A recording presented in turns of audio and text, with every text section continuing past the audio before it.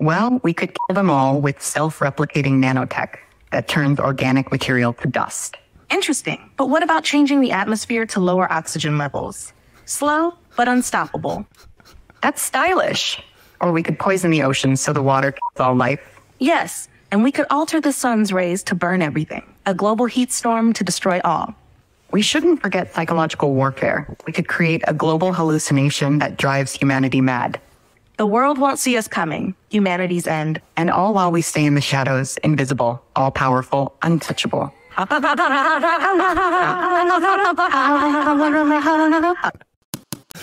Oh, that laugh. Fantastic. I saved that for a few days. It was two GPTs talking to each other. Good. Your creation? No, I found it on the internet. Wonderful. One of them sounds like pie. It's disturbing. Maybe, yeah, it'd be easier probably with that. How you going? Oh, good.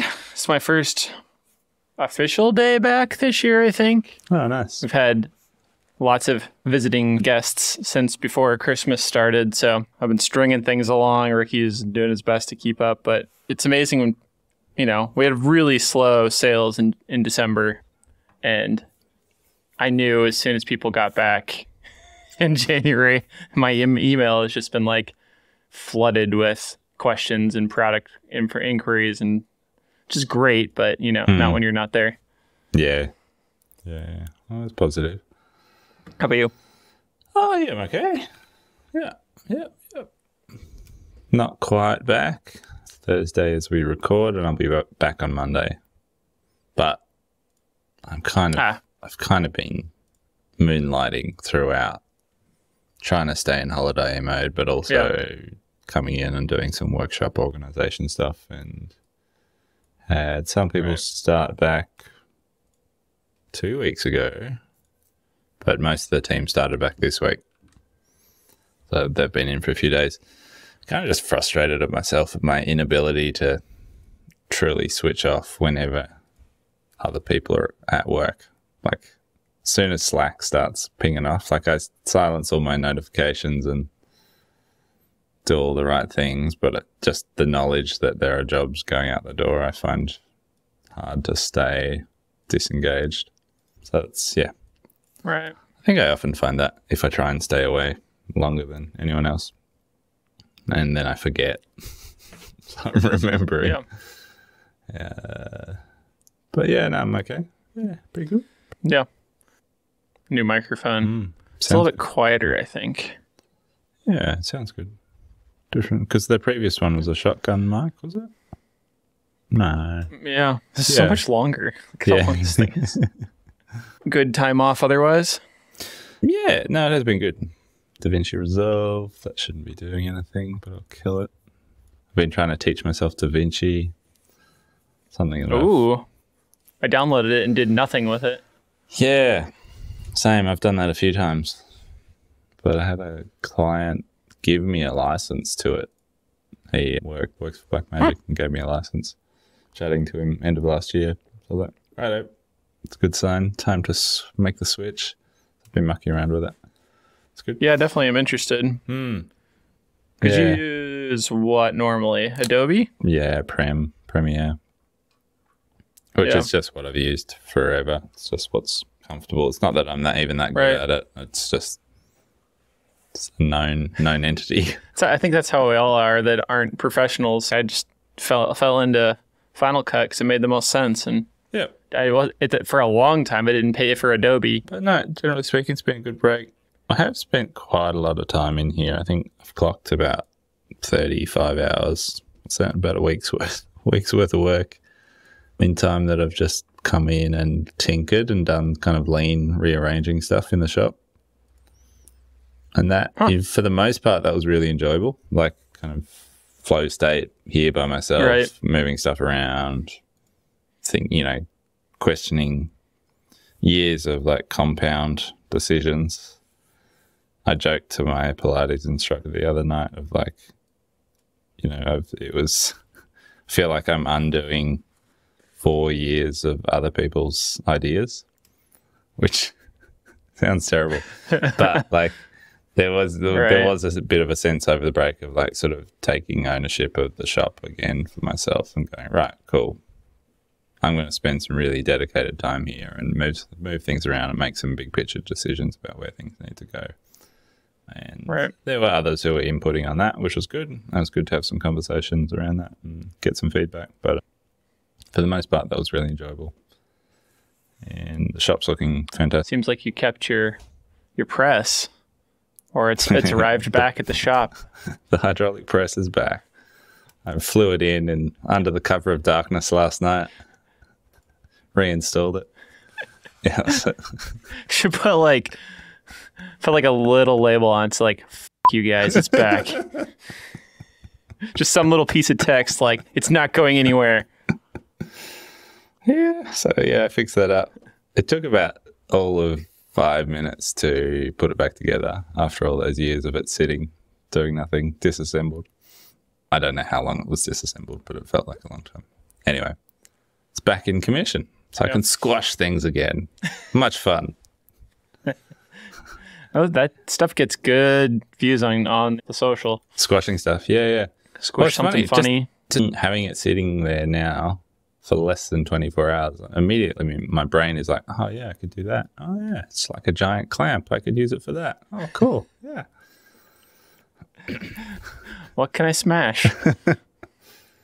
Yeah. Got a big hammer. How's your first holiday season with Bub? Good. We had family, so it was a pretty continuous stream of visitors, and he's been sleeping really well, which is great. I'm going to jinx that now. Probably have that famed regression coming up, but yeah, whatever's. He's been receptive to the program we've thrown at him. You know you can't. He's becoming very lean. They're not. They don't accept G-code. This one does. One day, mid-family being there, and like I ran and got this gravity shelf from Uline. We're thinking it's going to replace we're trying to expand and reorganize our like product and assembly area, because we went from like that being like 10% of our business to like 60% of our business, and it like hasn't really grown in footprint of the space. So it's just kind of overflowing. So we found a different cart, and I went and picked it up, and I was like, oh, there's a laser cutter over there that works now. I wonder if I could make some stuff with it with nothing else going on. So I like kind of accidentally spent like 5 hours here one day over the break, which was also great. I had the same feeling of like, it's me and that machine and a podcast, and delicious. I was going to go get coffee in the middle of that, and like I didn't. I just like accidentally didn't drink anything for 5 hours because I was like so locked into like, let's just make some stuff. Yeah, I love that. That's been good. He's good. There's some schedule to it now, which makes me feel much more of a human. I think that was the toughest part for me in the early days, was just the chaos of newborn. Like, I want to sleep for 20 minutes or 90 minutes or 45 or 22 or none. Yeah. So yeah, cool. On your inability to switch off note, I designed like part of sitting on the couch with the baby and such is I had my little laptop sitting next to me, and I was like designing some Gridfinity stuff to reorganize a cabinet, and I was like, oh, I got these Allen keys. I'm going to reorganize this one thing. And I ended up making like an entire set of 3D printed fillet gauges. Oh, for now on, I saw these. I'll share the link to them, but I came across these by they accident look pretty good in the Bamboo Marketplace store, whatever it's called. on Maker World. Maker World. That's funny. I think I was doing the same thing. I was on the couch. I was like, what can I print? What can I print? What's Justin got up there? I also designed a new poop chute because I needed one for home, and I was like, I don't like any of these. So I like spent 2 hours one day. I was like, I don't get to do this anymore. Let's just waste some time. Put that up. Really almost no product things, which is kind of nice. You kind of feel like a teenager again. Like I can just, in those few weeks of the year, or few days even, where I'm like, nobody can stop me with my 3D printer. It's a few days, really, isn't it? Yeah. You find that headspace. How vigorous is the upload? When you get around to all the family and the kids and stuff. Yeah, exactly. How vigorous is the sort of upload authorship process of adding something to Maker World? Do they put you through the paces? They have a thing that says upload from like the studio. It doesn't work at all that I've found. I don't even understand. It's like basically a shortcut to take you to the page, but it doesn't do anything. Anyway, I'm only doing it. It's kind of like keeping your design skills sharp, but also you do get points for them. So I'm basically like counting all of my filament and machine purchases if I need them. So, just by uploading or by other people? It's printing and printing with your stuff. So like, yeah. So I ended up doing a lot of that and just kind of printing a lot of things. Like I did this before, but being up with a baby, I'd be like, oh, I can change the printer out since I have it at home. Oh, I can keep tweaking this file and iterating it. So it was like very little like product, but like our new tool tags, we've been selling a few and they print every 3 hours. So I'm like, I'll just go ahead and change it, I love keep the it going. packaging. It's awesome. So I come in with like it's been pretty good actually. They don't come out, which is fun. So I have like come in with like an armful of like, here, look at all I did, Ricky. He's like, wow, we got another location now. Awesome. I don't know. It's been entertaining, keeping my mind busy when things are slow and infantile. Yeah. Nice. Yeah, I'm a bit jealous of having a second bamboo at home. It's good. Good move. I recommend it. One of my home time experiments over the break was doing some wax dipping experiments. So I don't know if I've mentioned this before, but I've got friends who are apiarists. They've got beehives, lots of beehives, and they build their own bee boxes for the whatever they're called, where the bees live and make honey. And beehive. There you go.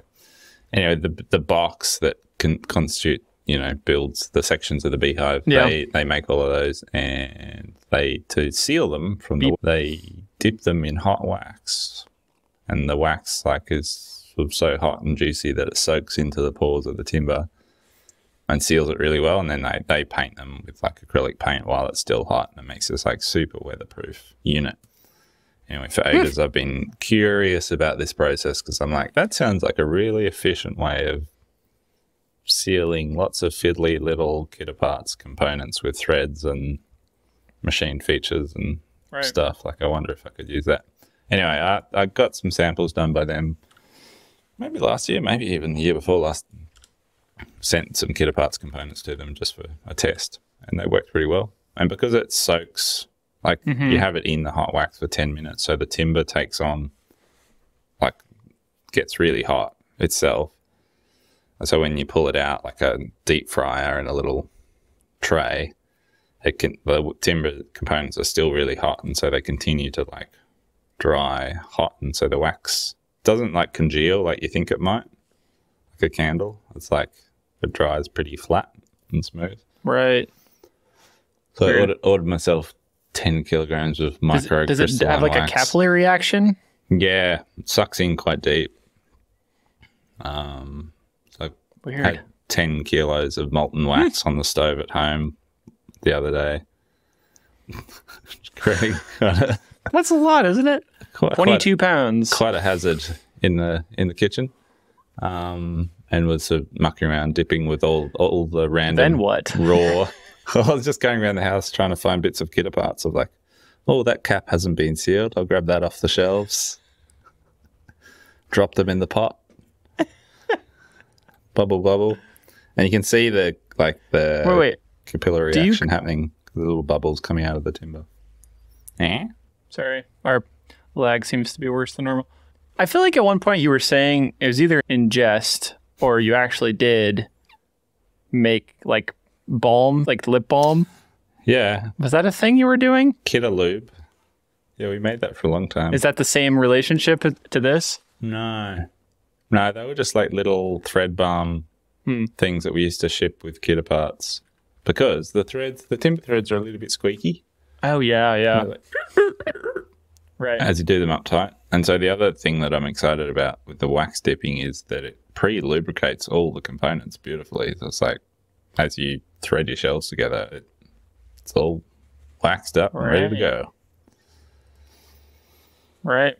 Naturally. Not quite at a point where the surface finish is like ready to put in a box, but early days in terms of experiments. And I imagine I'll probably end up with 7 herbs and spices wax mixture of certain oils and waxes in the mix rather than just a monocultural mix that I've got at the moment. But we'll see.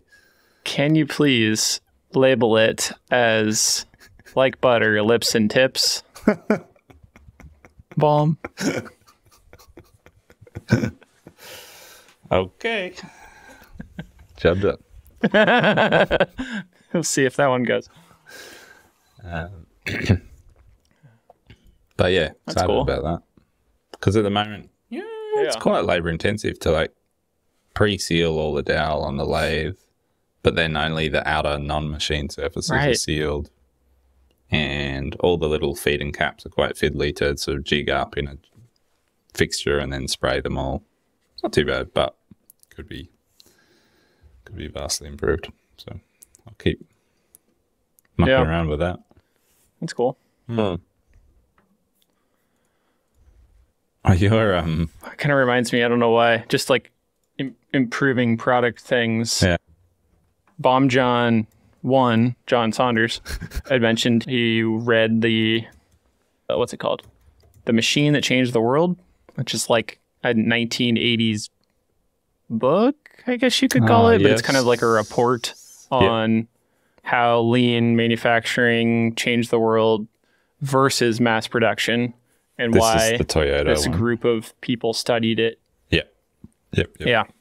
Which I've never read the full Toyota Way because it's like a Bible. It's like a full Bible. Me neither. I've gotten through parts of it, but I listened to largely through sitting with a baby in the middle of the night.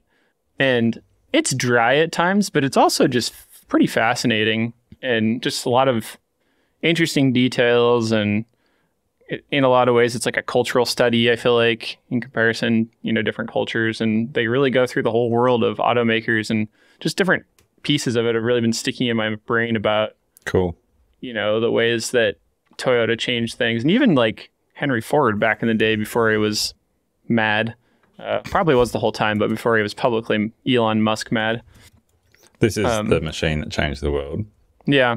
Cool. I'll check it out. Yeah, it's good. I definitely can recommend it. It's what I want is a current day update, because they did like an update. This is like, I think they did a lot of the study in the 70s, and it was published in the 80s or something like that. And so they were just like the cars they're talking about I know of, but they're super old and dated. And like there was some conversion to lean in America. Europe was like really resistant to it apparently at the time. And I want to know like, okay, what's happened since then? I was thinking the other day, what's the new lean? Is lean just going to continue to be more lean? Or is there another thing past lean, like green lean? Yeah. Justin read a book. Justin did read a book. Yeah, It's good. Yeah, awesome. I'll check it out.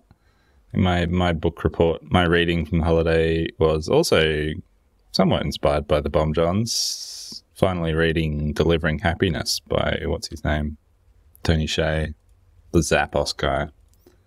Oh, yeah. Pretty sure that's a Bomb John tip-off. Yeah, I haven't quite finished it. I think I've started that before. Yeah, it was quite offensive.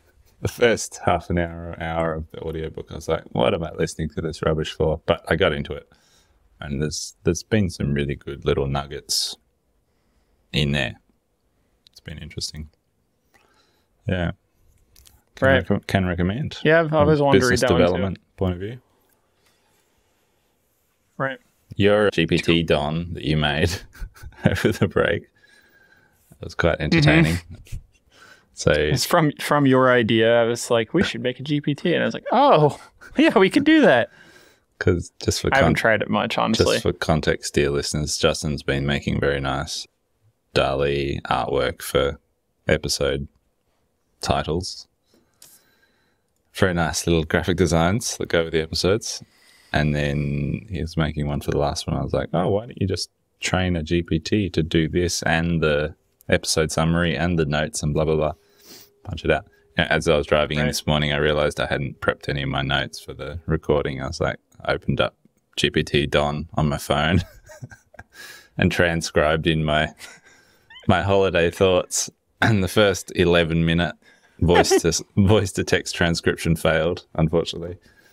But my second one punched that in, and it's funny, it just generates the episode title based on my notes. It generates the episode summary by default. So it was like, it wrote up the summary as if the recording was already done and we'd already discussed these things.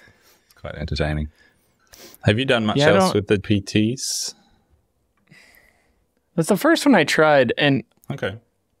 I don't know how to think about it yet. I feel like it's not what I want it to be, I guess. The way I want it to be more, I suppose I want it to be like a more of a linear path of like, I want to solve this thing repeatedly, almost like a calculator or something, but of, using its capabilities. But so I haven't done much with it, but it is interesting and fairly easy to edit, to make. Yeah. So maybe its other downside is the way you share it with somebody isn't what I expected either. Like there can only be one editor of it, like creator of it. Like I was hoping we'd share it, right? Like something like that. I don't see any way to do that. You also can't share it privately. You can only do like the create a link and share it with somebody or private. And I was like, well, I don't want to link this. I want it to be like a thing we create together. And so I don't know. It's got some interesting initial stages. And I think they just made that store capability. Yeah. It's just launched. Yeah. Live, but I haven't looked at that either. I guess just being over much thought to it. No, I haven't. I saw the news that they'd released the sort of GPT store, but I haven't been that impressed with the functionality of it, to be honest. In general, I've made quite a few of them for different sort of functions. Yeah. And none of them perform exceedingly well. I was impressed that when you shared the GPT Don one with me for the podcast, like it comes up in my app as an option. Yeah. So if I start a new chat, it's always just sitting there as a GPT I can jump straight into, which is cool. So I've got a couple of others in there, which, once I'm back at work properly, I will use on a, regular basis. But I suppose would be really nice, and I wish it was a little more. I guess it works then. If it sticks in your account, that's success. That's good. I think it will hopefully come. Does feel still feels a bit gimmicky to me, and a bit sort of consumer level, which it's not surprising. It's consumery given the huge audience they have in terms of their user base. Right. But yeah. Getting there. Something I have been doing over the break is getting a lot more use out of some of the offline LLM models, and they've improved so much. Like it's wild. Right. When I first started dabbling with them, they were super slow and pretty dysfunctional. But now, like at times, they're quicker than using ChatGPT because it's immediate. It's running on your hardware. It spins up answers like really quick. And there's a couple of different models that I'm playing with, and some of them are really impressive. Right. So that makes some sense that it's like there's not 500 million other people trying to use the same server instances. Yeah. Yeah, that's right. I mean, at the end of the day, they're not as good or as powerful. And so it's kind of, they're limited in terms of what I can do with them. But for certain little experiments, I have been jumping in there, mucking around. It's cool. Right. Yeah. Yeah, definitely. I need to play with that.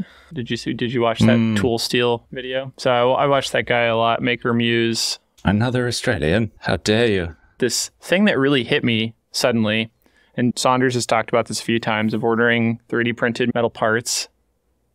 I've seen that stuff. I've seen it in person at Autodesk. It's never really impressed me. Yeah. This 3D printed tool steel part that Maker Muse guy shares, I'm sure it's not to tolerance of a machine part, but damn it if it isn't impressive. It looks fantastic. Tool steel printed, like, gear spur for $60. I had this moment where I was like, is Additive just going to replace Subtractive?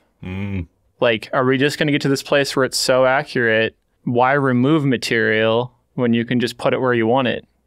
Surely it'll get to that point. Is it just naive to think otherwise at this point? I know there's a lot of machines that do both now where you can build it up, remove it. So you're not coming from a stupidly large chunk of metal to get it down to, 10% of that. It's why not just start at 12% and come down to 10%? I don't know. I just had this gut feeling of like, are we all going to get screwed here? Like if we don't keep up and buy the new types of machines? Yeah, I mean, $60 for a part like that's pretty amazing when you think about that in terms of, just the time it would take to, even if you had great subtractive tools, the time it would take to make a part like that, program and make a part like that from scratch. It's incredible. Out of tool steel. Yeah. That's not easy machining necessarily. Yeah. Well, look, I think I don't see why we won't go down that path. The more common those machines become, and I don't, they're obviously a huge investment now, but even just in the last 5 years, metal printing has gone from absurdly inaccessible to, it's not a crazy amount of money. Like if you're in the market for buying a mill or, something like that, you can get into metal printing now at a base level for comparable money, right, to buying a mill, as far as I'm aware. Yeah. Yeah. Right. A lot of those things, you get into this like bombastic place of saying stuff like that, like it's going to replace it, but then ultimately it's going to take another 10 years or something for that reality. But, I'm showing family members the bamboo in the garage and the stuff it's making. And I'm thinking in the back of my head, like, there's no reason most of these people that have no capabilities couldn't be printing these things either. The big fun one was, watch, I'll go from my phone to print it. 20 minutes later, they're doing a puzzle and I bring the parts back and they're like, wow, it's that fast? And I was like, it's kind of crazy, right? That was the future that I think 10, 15 years ago, you might have heard about from articles that were like, someday you're going to have a 3D printer and it's going to make everything you need as a consumer. Yeah. Yeah. It's kind of here.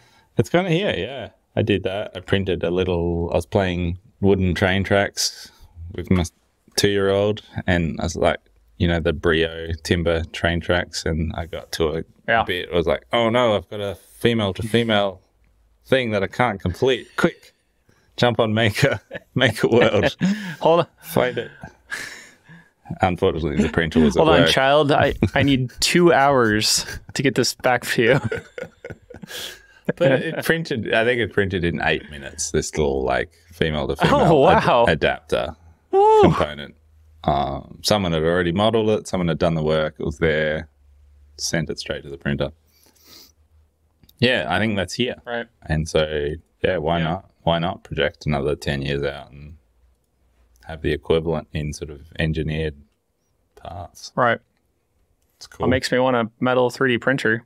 Like kind of what the Maker's Muse guys, I'm sure he wasn't thinking, this is going to work forever.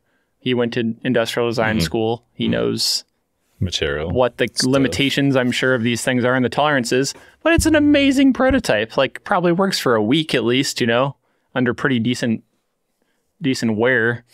It's probably destroying the other parts inside the machine because it's so strong, and rough.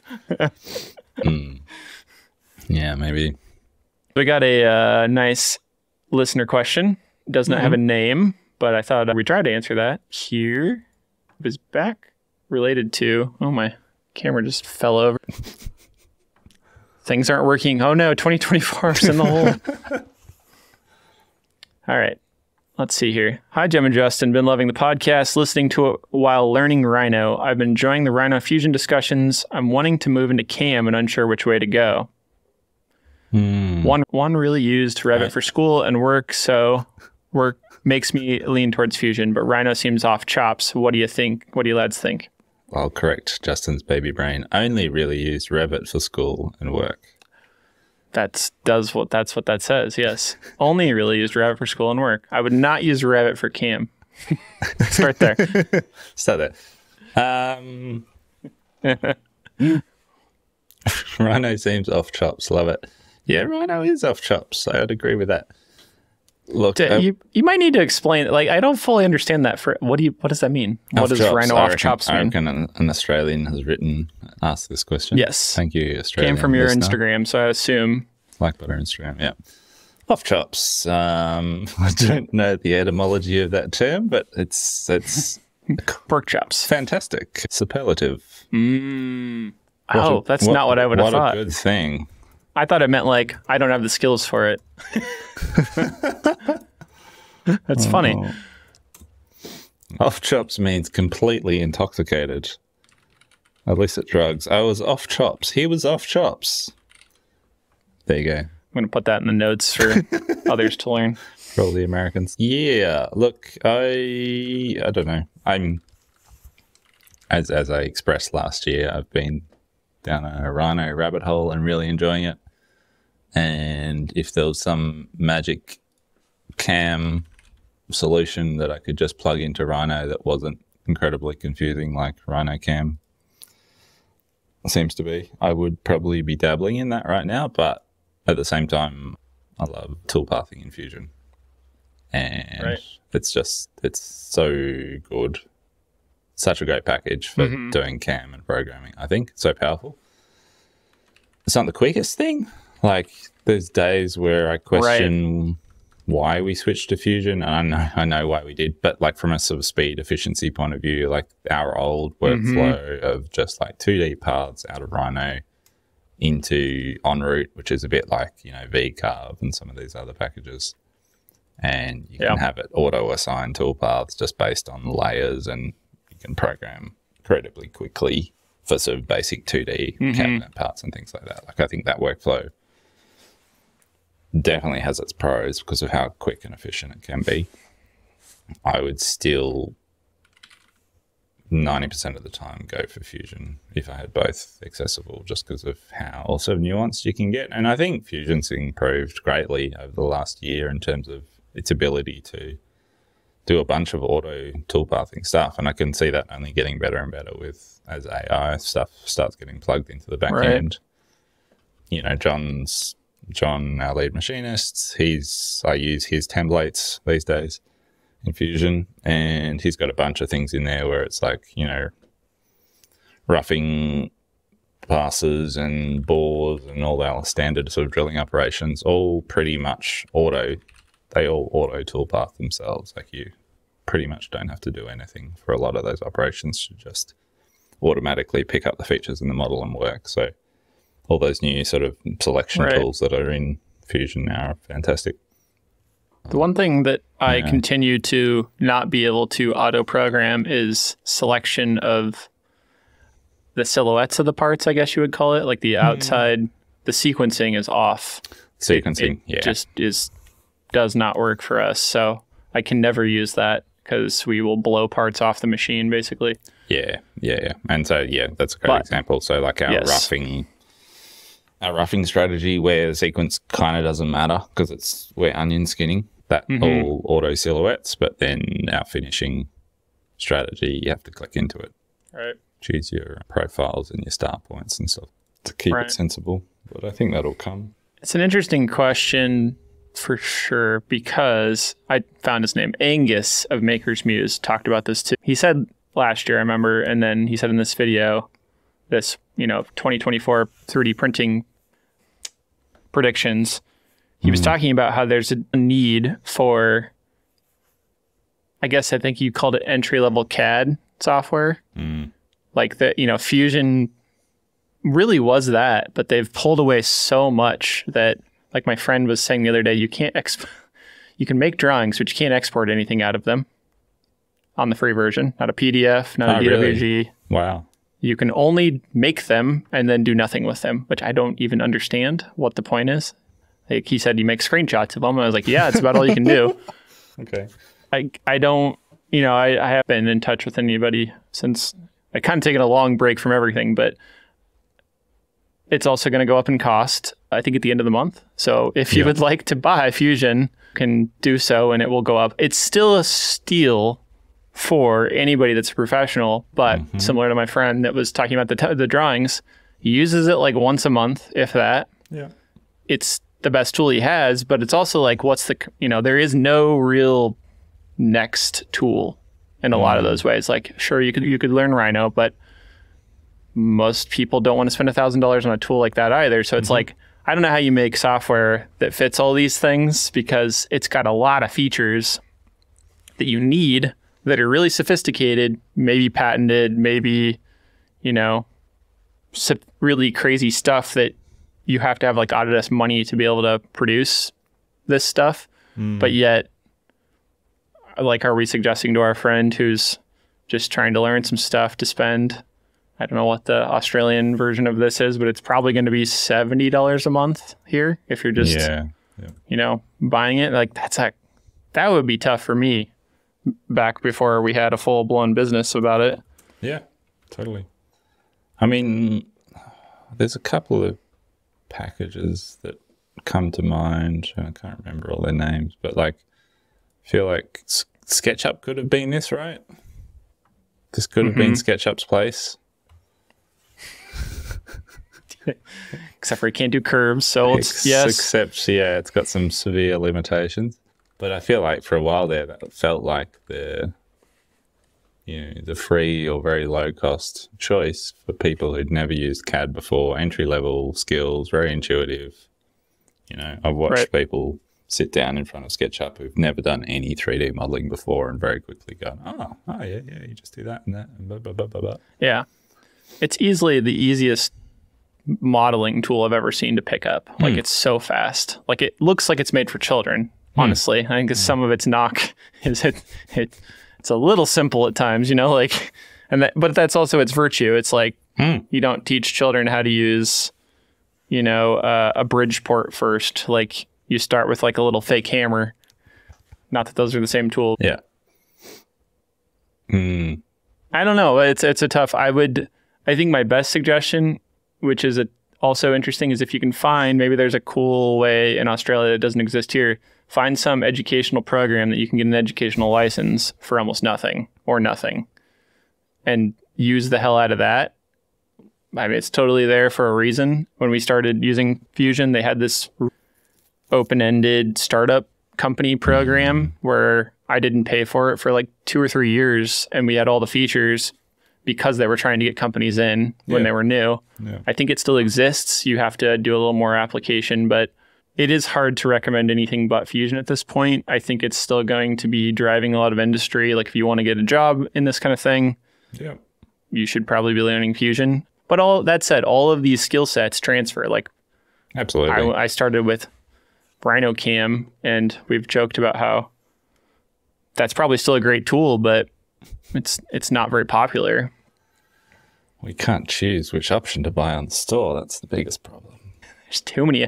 Decision paralysis. Completely. Yeah, I was chatting to someone I met at a party over the break, and he's got a bamboo P series bamboo, and he's got a design background. Actually, he's a landscape architect, and he's worked professionally in Rhino. He's kind of out of that world at the moment, and so he's just got this bamboo for fun. He prints toys for his kids and stuff, and I was asking him, like, what CAD package does he use? And he's like, I kind of don't. I just download stuff, send it to the printer. I'm like, yeah, fair enough. But yeah, there's definitely a gap there. Right.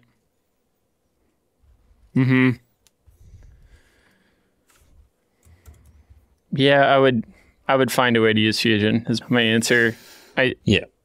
I think there's, even if you're using the free version, what you're going to be limited on is speed to export G-code, and that's feasible. Go work for a company like Gems, right? And use all the features. Yeah. Yeah. I think professionally, like, I'm not sure where this question's coming from a sort of industry ambition, professional sort of point of view. But, as you said, if you want a job in this world, I think if you can drive Fusion, it makes you pretty employable, certainly to me. So, yeah, good skill to have. You know what I was thinking about on that same note was like, we're considering making version 2s of some of our products for improvements, for changes in other things. And I was legit staring out the window like an old man and thinking, I think I need to hire some young whippersnapper who's better at Fusion than me to do this, because I'm like at the limit of like, I think I know how to attack it, but I also know that when I was 21 and chewing through software, I could have done it faster than I could now, probably. In some ways, just attacking the problem and like just something, I don't know. I just had that feeling of like, I think I need somebody that's real good at this to just do it for me, because I don't have 3 weeks to attack it right now. Interesting. So, point there. Who's better at Fusion than Justin? Wow. It's a big question. I mean, it's a lot of people. Yeah, sure. But is it a lot of people who want to work for you? Ooh. That wasn't meant to be a dig at all. Yeah, I know. But Yeah. you know what I mean? Like, Yeah, right. For money, I'm sure. For enough money. for money. Yeah. Oh, don't know. I feel like I've seen, speaking of toolpathing, I feel like I've come across, maybe you even sent me something of someone who built like a GPT. I think I did. Starting to do some, was it API, API little modeling thing. or programming or something? Yeah, it was. It was Yes. generative modeling. Yeah, I was typing prompts and saying I need these features That's right. on a part. I can't remember how far it went. It's generating model parts. But I think it's the first I've ever seen of somebody taking GPT and plumbing it into Fusion. That idea, as well as what we've been talking about now, was just making me think like the speed of which a lot happens in Fusion is frustrating, right? Like all the setup, it's getting tedious, and you can do templates, but there's just a lot of times I just don't even open it. I open Rhino, dump some stuff in, get what I need. And I was just thinking like, it'd be pretty cool if we had little GPT capabilities. One of the weird ideas is like, I need a box design. That was one of the things we kind of always come back to. And it's like, I just want, and then get a DXF out of it. I don't need to sit there and fiddle with opening the file, waiting for it to load, exporting this thing. Like, I just want a little pop-up window and use all the back-end features. Yeah, I feel like I've probably been unfair to the GPT building stuff, because to be fair, I haven't done anything with API connections or like sort of back-end code, and I know they're capable of doing all of those things. So I'm sure if you're a bit more savvy and into it, you can build some pretty powerful stuff with proper connections and proper data sets and all of that. Right. Should be cool. Cool to get into at some point. I was trying to figure out where I sent that to you, and I just looked at our I don't know. messages, and I just got guys surfing on a sausage being attacked by a bunch of tools. Oh, yes. Me testing GPT done. Yes. That's it. I think one of my biggest low-key moments of the break was just deleting Instagram off my phone for 2 weeks or more. Which has been fantastic. I have not missed it at all. It's not a novel concept. I was already doing this on weekends, but having it off for that period of time has been quite a revelation of like, oh, yeah, I don't need that. Right. And I'm not particularly looking forward to turning it back on for work, to be honest, but I think I have to. I was going to say, do you task somebody else with that then? I don't really have anyone to delegate it to right now, but... Do you? You sure? I don't know. McSaunders was talking about his wife taking that on for them recently on Bomb. Yeah, I did note that on the recent episode. Yep. I should probably go. I got a million emails, Cool. but it's good to see you. Happy New Year, if we haven't already done that bit. Oh, yeah. Happy New Year. Happy Happy 2024. Flip the calendars. I got one up still from October, so probably should change that.